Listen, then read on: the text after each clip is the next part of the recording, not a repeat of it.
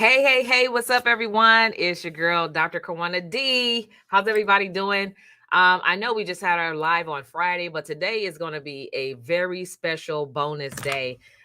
So I'm excited because you guys know I consider myself to be a wealth creator. And of course, I'm always talking about entrepreneurship and how to actually build a business strategy that helps you actually to grow your wealth and to create generational wealth and all those different things.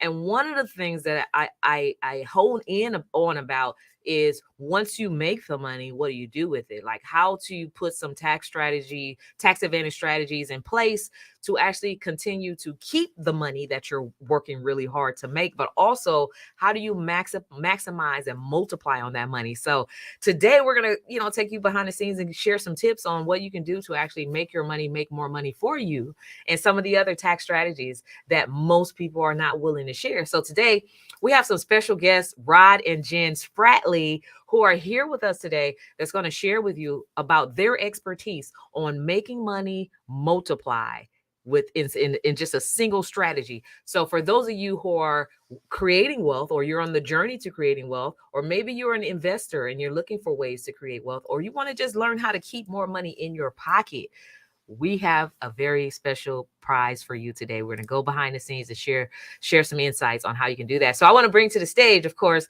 Rod and Jen Spratley, who's going to share with you their expertise. So welcome. Hello. And thank you so much, Dr. Che. We really appreciate the opportunity. We love talking about real estate. We love talking about what we do. Just a quick background on who we are. We're serial entrepreneurs. Then I always tell people, I joke, I've been doing it since I was about 8, 9 years old. I've always had some sort of business. Jen and I have been married for 24 years, been together for about 25. And when we got together, we came together as business people. She was doing real estate. I was doing construction. I told Rod he was born with a briefcase in his hand. I was. Matter of fact, the backstory was my grandmother used to say, she said, "You were a peculiar little boy. You used to go around with a lunchbox and put papers in it and tell everyone it was your briefcase." Yeah, that would be me. So, we 30 years we've been at the real estate investing thing. We love it. We've done a lot of other things, and we do invest in things and love multiplying our money as well. But real estate for us has been the number one top of the list thing that has done the most for us and our family. So we're all things real estate. We've handled all aspects of it. Mm-hmm. We've done subdivisions. We've built new houses. We've done multifamily. We've done a lot. Yeah, you pretty much named it. Even did some government work for a while and did matter of fact, did the president's helicopter squadron. Did a lot of stuff, man. So worked on the White House. So we've got a deep background, and just an absolute love for real estate, and that's why we love teaching. And Rod's very humble because we own a construction company, so we build houses as well, and we also own a real estate brokerage. I'm a licensed broker. He's a licensed Class A contractor. We married these things together, and we have touched every aspect of real estate that you can talk to. So, because I know, of course, in these days, we have accessibility to so much information that it can be overwhelming, right? I mean, there's like buy and flip, there's wholesale, there's all these different ways to break into real estate for anything that you want to do, right? But I know that with all of your experience, like, because you've done it all, and you've come up with a simple strategy and a formula that simplifies the process for people who have money and they want to grow their money, right? So can we talk about like some of that key stuff, like how a simple everyday person who's not a real estate professional, who's not a realtor, right? How can we leverage real estate to take the money that we're growing in business to actually safeguard it? Some of those tips. I want to say this first of all. Real estate is probably the most powerful asset on the planet. I want to say that first. And in the words of Snoop Dogg, he said, land is the most powerful thing in the world. If you don't own land, you don't own nothing. He said that recently. That's right. But absolutely, there are so many strategies and ways. We do teach people a very simple strategy to start small, start local. but the tax strategies that are involved with real estate are like no other. There's no other asset on the planet where you can have the tax advantages that you would have as a real estate investor. And it has to do with depreciation and a lot of the other write-offs that you get as a real estate investor that you don't get with any other asset. So whereas a self-employed person might be paying 60% in taxes, as an investor, you could really get to the place where you're paying zero in taxes. So if you're making a large bag of money as a as a business owner, we want to teach you how to keep that bag. And you can do that with real estate because there's so many aspects of it where you can hide that money and keep it and grow. Real estate is a wealth builder. I want to say that in a nutshell. And the thing is, money follows assets. And there's no better asset than owning a tangible piece of property, land, real estate. I mean, you get to touch it, hold it, see it. Hey, you get to visit and write it off when you go down to take it wherever it is, wherever you may decide to purchase. So the things that connect to it, and it really is a business. So when you tie in, as you said, your other profitable business ventures along with adding a portfolio, I mean, the two work together perfectly, and that's our history. We've done that since we started. And we're just everyday people, just like you said, Dr. K. It's something that everyday people can do, and we like to say it's attainable, it's transferable, it's tangible, it's scalable, it's sustainable. I mean, it's non-taxable, it's non-destructible, but everybody can do it. It's ownable. That's the thing that's so amazing about this tool. We're not good with the whole stock market thing. It's just, some people are, but it's for us, it's a guess. I don't like to guess. I like to have full control over my asset. We can teach anyone to do this business. If you're 18 years old and you can sign a contract, you can own real estate. We say 18 to 80, but hey, you can go, if you want faster, you want to do it. If they still want to get in the game, you can do that too. It's never too late. So, you absolutely want to hop in on Friday when we have our masterclass because we're going to teach you the 5 best ways to make money in real estate. There's 5 ways we're going to teach, and they're simple. 5 ways to make money in real estate. We're going to teach you the framework for building this massive real estate portfolio. Some may not want a massive portfolio. Some may only want a few properties that can take them into retirement and supplement their income. But we're absolutely going to tell you how you can keep the bag of money that you're making. And we get into some things too, because we often get the question, and people get concerned about managing the portfolio. We'll deal with that. We'll talk about that as well.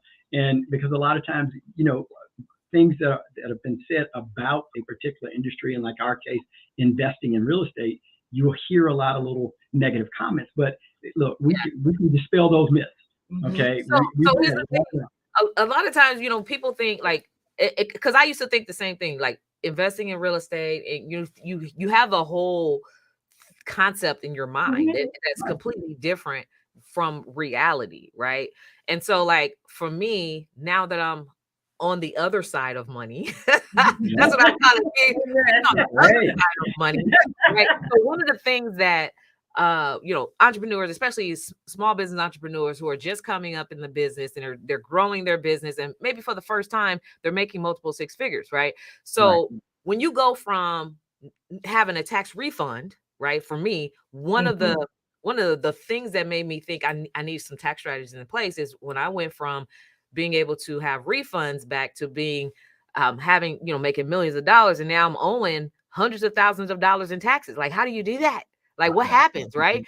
And so when people start, what people don't know, a lot of people, everybody wants to make money. Everybody wants to make more money. Everybody wants to make a whole lot of more money, right? And everybody wants to be millionaires and multiple millionaires and all these things. But then here's the hidden thing that people don't talk about, the taxes. And so what you guys are doing, you're showing people how to leverage real estate as a way to put those tax dollars that you would normally go pay to Uncle Sam back into your home. And that's important for people to know, right? And so like, so what are some of the things that people like when you invest in real estate? So whether it's like a small piece of land, like how does it work? Can you just talk a little bit more about how, I know we're going to have a workshop on Friday where you're just going to break it all down, but like, can you give some insight to how people like Donald Trump basically paid nothing to rich people, right? How does that work for everyday people?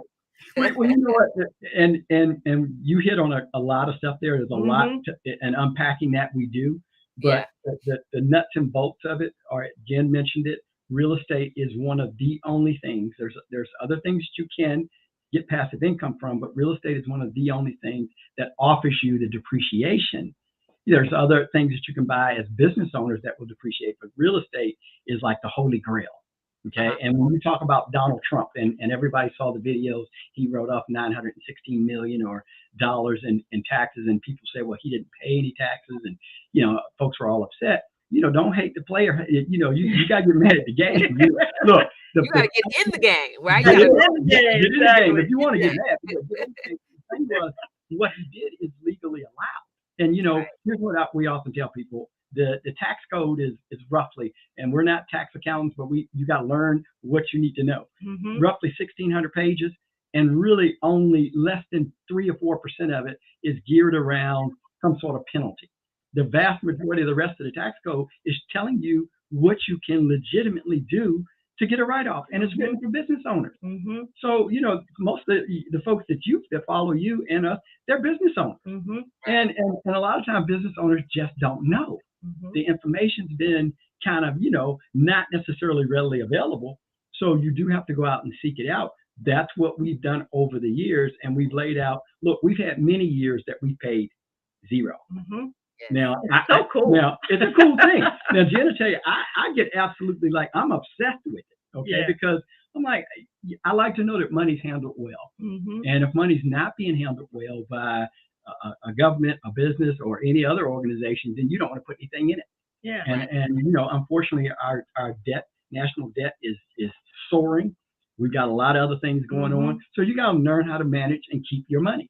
Because we can do better with it. Yeah, I mean, you got to partner with the government, and they will allow you tax write-offs for the things that they want. They benefit from this, right? So they need I like the thing that you said. You got to partner with the government, right? Yeah, and they will allow you not only tax write-offs, but of course, I teach how to partner with the government with contracting, like providing. There you go. Exactly. Right? So they will allow you $1 million checks and hundreds of thousands of dollars in checks and stuff like that. Absolutely. The whole thing about partnering with the government, that's a huge concept, right? Huge. I mean, think about it this way too, right?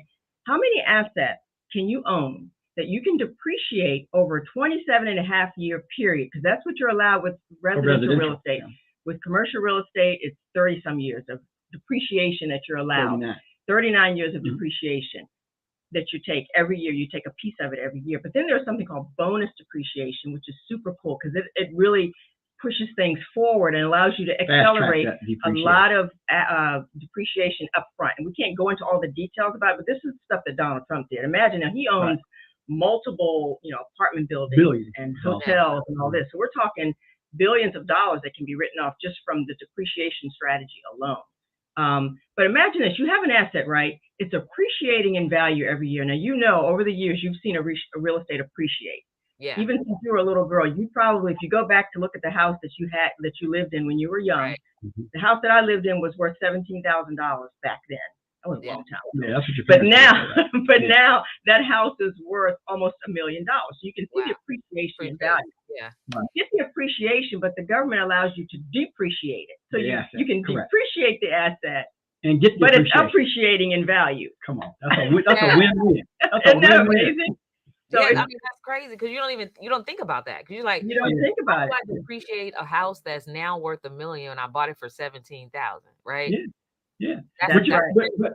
But what adds to it even more is the little piece that Jen threw in, which is some of the other things we get into.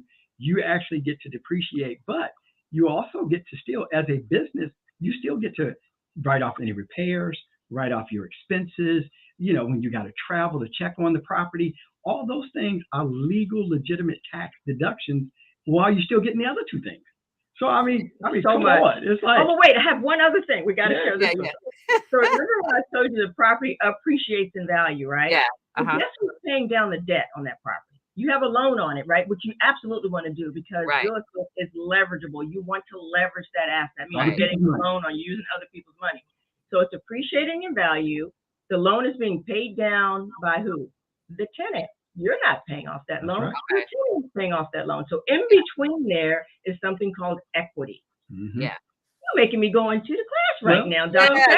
You gonna say that we're gonna say the class for Friday. So if y'all want to we'll give them some more. But But that's a tax strategy. one That's strategy. about Right tax there. strategy. That's a tax strategy Right. because you can pull that money out and it's not taxable. Right. And that's a Wow. whole other game. We get with that. We'll have to drop you into a whole 45 Look, minutes. every time I talk about Yeah. real estate, I want to Yeah. leave and go buy some more. I'm like, I'm just like, I'm trying to figure out because, like, so me and my husband, we've invested in it, and I know a few entrepreneurs or CEOs that have invested in some real estate, but we have not understood the real estate game. We just there you go. invested in it for the purpose of passing it down for generational, wealth or whatever. Now we're passing down assets, but you're saying there's a lot more that you can extract. Oh my from goodness. that. 100%. And 100%. you just hit I another love it. category. You're talking about the generational wealth piece. You're talking about, we talk about this all the time, that the word says that you should pass down an inheritance for your children's children. Yeah. That's your grandkids. Mm-hmm. And, one of the things that I read just recently, especially in certain communities, wealth or the even generated wealth won't last over 2 generations. So if you became extremely wealthy, passed it down to your children, it is a good possibility their kids could not be wealthy.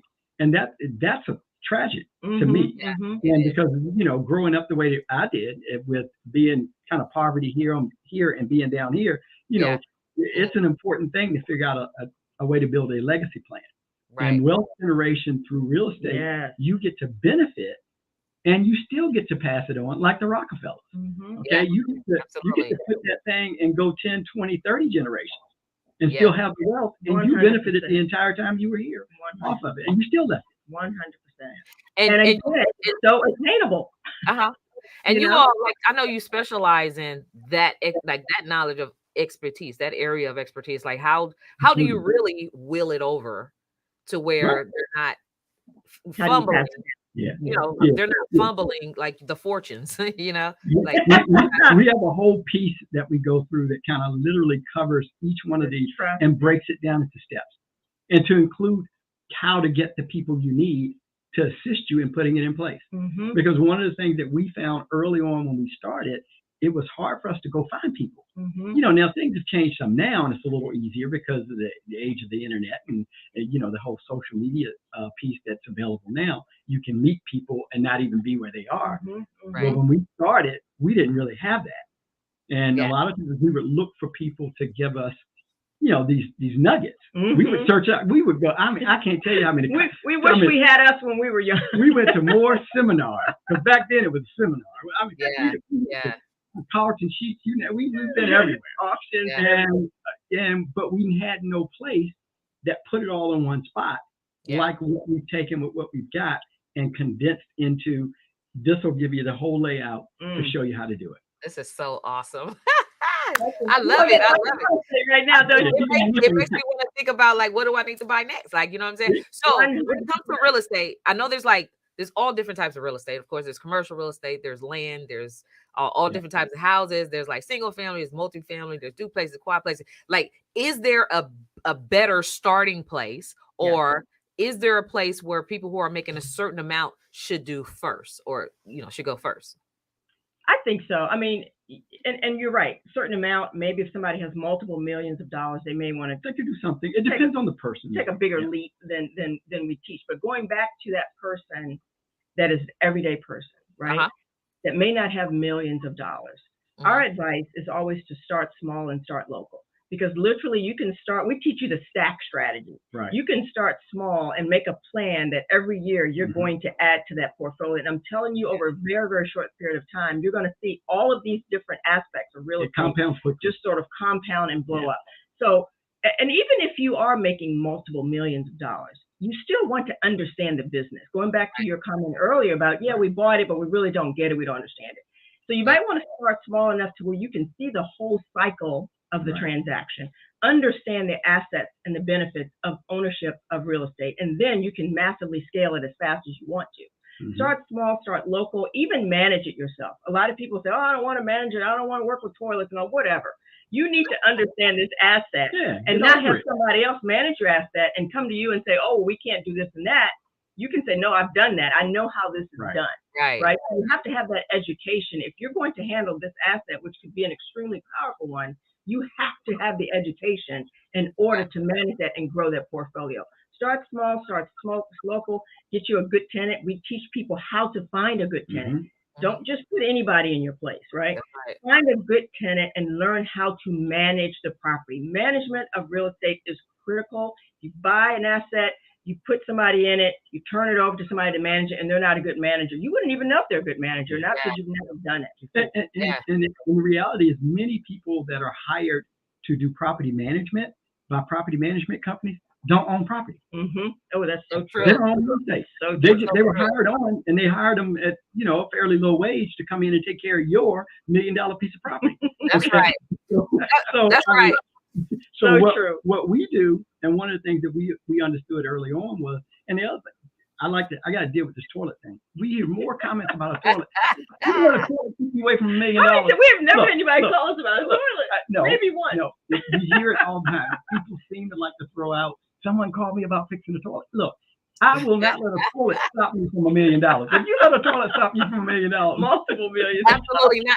So that's the thing is like, okay, so just for my my example of like my own personal real estate investment experience, like of course we've acquired assets and we've invested in assets that have made some passive income. But what I'm learning is that there are some tax advantages, strategies that we've missed out on the opportunity to take full advantage of. But the other thing that like what you're talking about, as far as like having the experience of actually managing, so you can have that experience before you outsource that work. Like my husband, of course, we've managed tenants, and it could be a headache. You know what I mean? So it's you get the rent, but it comes with it can come with a headache, and so there has to be. I mean, and I'm pretty sure you guys are the experts in this area, and this is why I love talking to subject matter experts, because you can't not know it. You cannot know everything in every area. You have to leverage other people's knowledge and skill sets. So I'm not a realtor. I don't know everything about real estate, but I do know that real estate is a part of that wealth thing that you need to have, right? I know that part, right? But I know like behind the scenes, like, is there like, and you're probably going to talk about this again in the Cashflow, Gov Con Cashflow workshop that's happening this Friday. If you guys are not registered for that yet, so click on actually, I don't know if you can click on the link, but go to the website, GovConCashflow.com to get yourself registered so that you too can learn. Because many of you are here because you want to know how to create more wealth and how to unleash abundance in your life. You have to know this stuff, and it's better to know it from the people who are doing it, right? Because that saves you years and decades of time. So we're talking about 30 years plus of experience right here, and you can learn that, in this workshop. You can learn the top things that you need to know about expanding upon your wealth. And so my question is, where I was going with this is, so, we have these headaches of dealing with tenants and stuff like that. At what point do you graduate? Like, is there a certain like blueprint that I know you guys have a blueprint of, like, to tell people by the time you hit this amount or whatever, or maybe after this amount of time frame, you should be thinking about outsourcing the property management? The interesting thing is, and this is kind of case by case. Here's the thing. Some people get into it, Dr. K, and this is what we find. They get into it, and it's kind of like, I don't know, eating sweets. They just love it. They don't. Some people get into it and they want to do it. They really like They're the like, process. I got this. They like it. They feel very comfortable in it. There's some advantages to that for an individual that makes a decision that they want to come over and become a real estate professional, which we talk about. Okay, there's some additional incentives there, but they come on, they get in it. And for those people, we can easily teach you how to scale. And we'll drop this one on you. We did tell you who we were and what we do, but we have properties all up and down the East Coast, and we manage all of them. So we manage every property that we have in our portfolio: commercial, residential, single family, multifamily, short-term rental, all of it. We manage all of it. Midterm rental. Now we do have some help. We got particular people we bring on for different things, but we got a process. So we put all of our stuff. We made a process. Our tenants know what to do. Our tenants don't call us if they have an issue. There's an app. They have something. They know the process. They know what to do. If there's an emergency, they know what to do. They know what to do if it's something that just needs to be addressed. Right. Then they have all that is a process, and you respond. We take care of it. Our tenants, all of our tenants are great. We have very, very good tenants. Very, very rarely do we have people that either don't pay or slow pay. Most of our tenants, 95% of them, are right on point and have been for decades.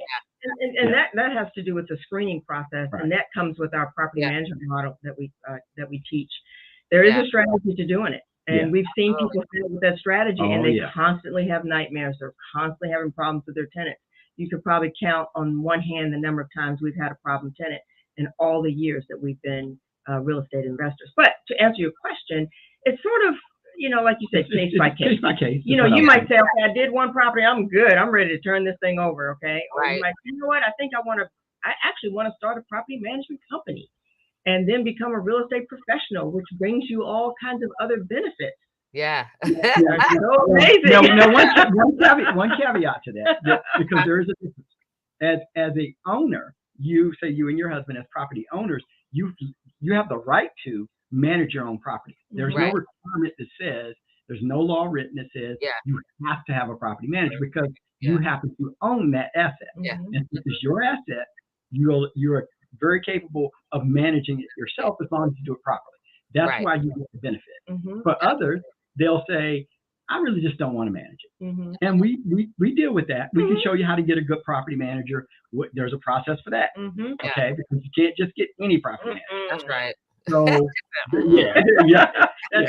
true. Right. So we have a question. Denise had a question about multifamily properties. Multifamily?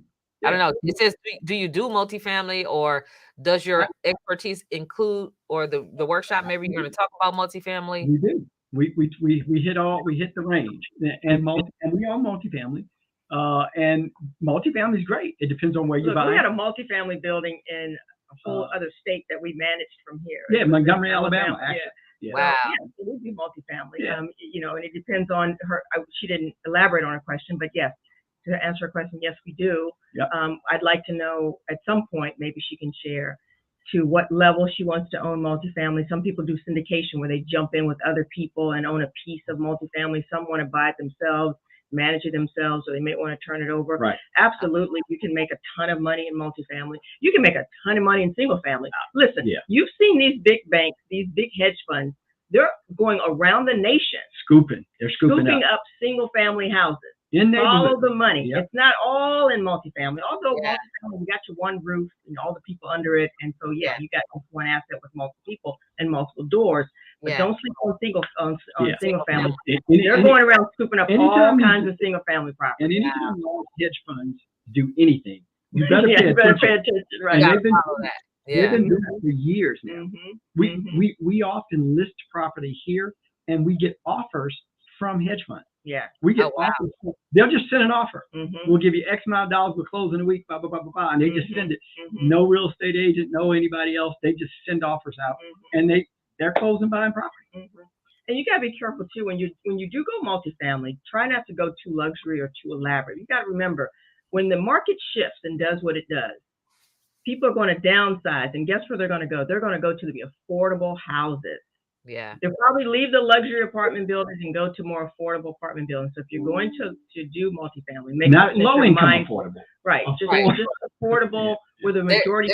There's definitely a difference. We're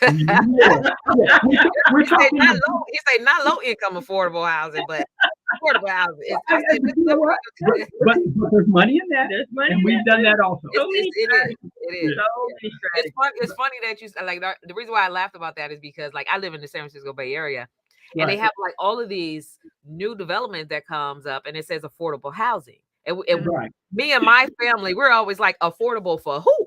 Right? Definitely affordable housing. It's affordable for the new rich. That's what it is. Yeah, exactly. But one of the things that we like to do, and it's part of what we teach, I call it the blue collar neighborhood, the working class. We love renting, and a lot of our rental is for the working class. They're the ones that make the economy go around. They're the ones that work in the shipyards and the factories and working at the Walmart warehouse and all these places. And look, they've got great jobs. They got decent benefits. They're consistent. They pay. field. and and they appreciate a And they're good place great to stay. tenants. Mhm. That's good. Okay? And That's so we good. make our places good places to stay. We attract the best of that group. We do things like we stage our rental property. Mhm. We're probably one of the few companies that do that. Yeah. But we cast vision for them. Yeah. Because just Yeah. because it's a small place, when we finish laying it out, they're like, "Wow, I didn't think you could put that in here." Mhm. That's And good. we're trying to do it.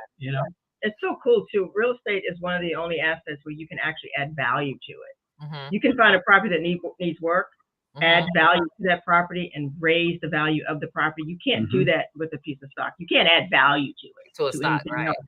Yeah. But real estate, it's a That's value super add cool. kind of play that you can add to, and we love those because Rod is such a good builder, contractor.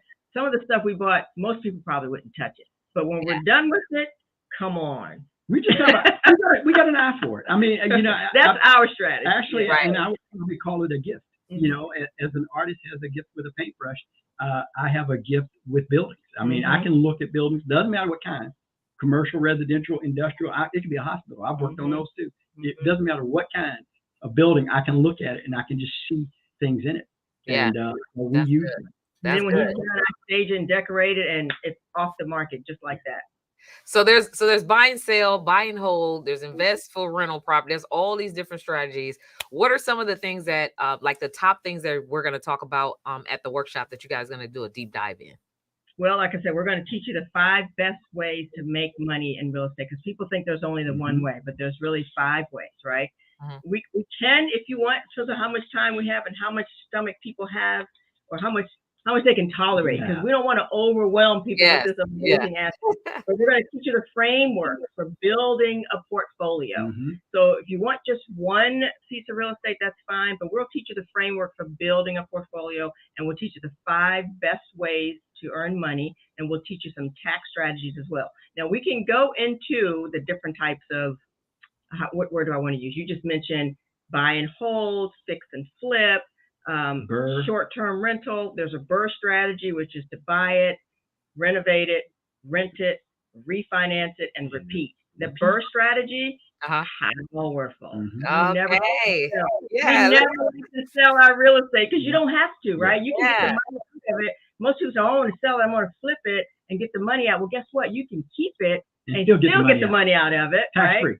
Still have that asset, right? And still have it appreciate in value over years. There's just so many ways that real estate can build wealth for you and your family. And it's such a simple tool. I should say it's complex, But it can be simplified. but it can which be is what we do. simplified. Exactly. And that's what Yeah. we do. So let's Simplify. talk. Definitely, we're gonna talk about the BRRRR thing. I want to learn about the BRRRR thing on Friday. Gotta get the BRRRR on. Gotta get the BRRRR thing, y'all. So, Yes, you do. go ahead and get yourself registered. GovConCashfhlow.com is this Friday. What time is it? I think it's 12 p.m. Pacific Standard Time, right? 12 p.m. Pacific Standard Time. Get yourself registered because we're gonna take you behind the scenes with with Rod and Jen, of course, on their expertise in these areas, right? So many people, of course, charge hundreds of thousands of dollars to get the knowledge that you're going to learn on Friday for only $47. Get yourself registered so that you too can learn how to multiply your assets and break into this game that's going to give you more money back into your pocket. For me, especially if you're a business owner, and many of you who follow me are entrepreneurs, you want to continue to know how to make your money, make money, you have to be at this workshop. So go ahead and get yourself registered. Thank you so much, Jen and Rod, for being here and giving us some insights. I'm excited. I can't wait to learn. We're going to go buy something right now. Yep. Give me some. I want to know. I want to buy with y'all. So let me know what y'all buying. I'm gonna buy. We're going to buy something. All right, cool, for sure. Thank you guys for being here. Now we'll see you all on Friday. All right, have a good one. Bye-bye. Bye-bye.